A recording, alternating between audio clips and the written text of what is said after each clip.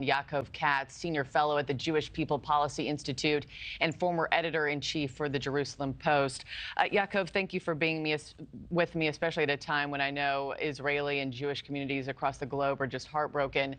Protesters are blaming Prime Minister Benjamin Netanyahu for these deaths. Does this force him to move forward with some sort of ceasefire deal?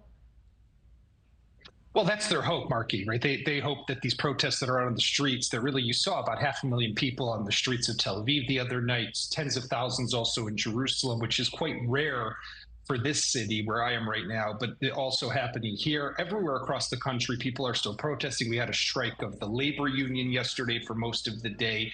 That's now come to an end. But there is a great feeling of distress, of frustration, and of sadness after the 6 hostages' bodies were recovered in Gaza on Saturday and have been laid to rest Sunday and Monday. Hersh Goldberg-Polin, the Israeli-American, who was laid to rest in Jerusalem late yesterday afternoon.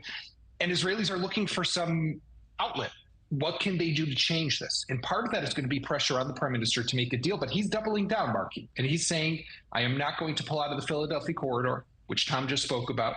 I'm not going to give up on the future of Israel's security. And therefore, if that means even coming at the price and the cost of hostages, it seems that his answer is, so be it. Just unconscionable what these families are going through. Speaking of the other hostages, Yaakov, I mean, the hostages' families forum sharing that the 6 hostages were murdered just in the last few days here. This after surviving months of abuse. What does that say to you about Hamas's tactics, and what are the best case scenarios for those people who are still in captivity there? Well, let's remember, I mean, this has been Hamas's strategy since day one, or since October 7th, when they murdered about 1,200 Israelis and then stole and kidnapped into Gaza 250 more.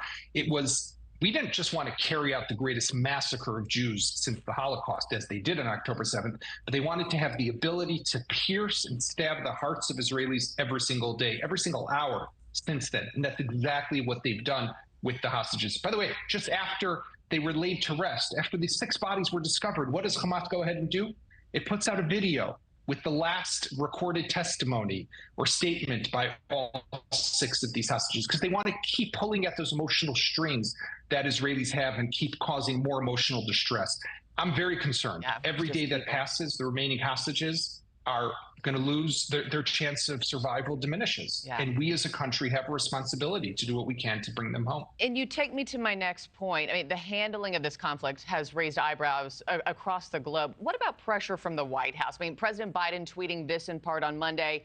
He said this: "We are devastated and outraged. Make no mistake, Hamas leaders will pay for these crimes."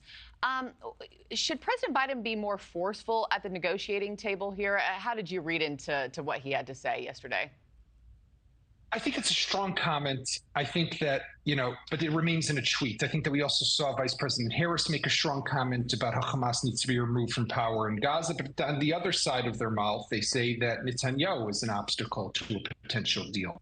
So I think we're sending and transmitting maybe conflicting messages. And it's important also that there be a consistent message, but also that these messages of Hamas paying a price, as President Biden said, has to be followed up with practical steps. Hamas has to fear for its future, has to fear for the lives of its leaders, has to fear for its continued rule over Gaza. Only then, with that real threat hovering above it, is a deal going to be possible, especially because Israel is also digging in its heels and is not willing to gamble with the future security of this country to bring back those people as it can potentially do now, but it would have to pull out all its forces from Gaza. And that's something this prime minister and his government is not willing to do. So we're all kind of stuck, Markie, between a rock and a hard place. And we need some courageous political leadership in Washington and in Jerusalem to make this possible. Yeah, we'll see what comes of this week. We know President Biden could offer a take-it-or-leave-it deal to Hamas and Israel as soon as this week.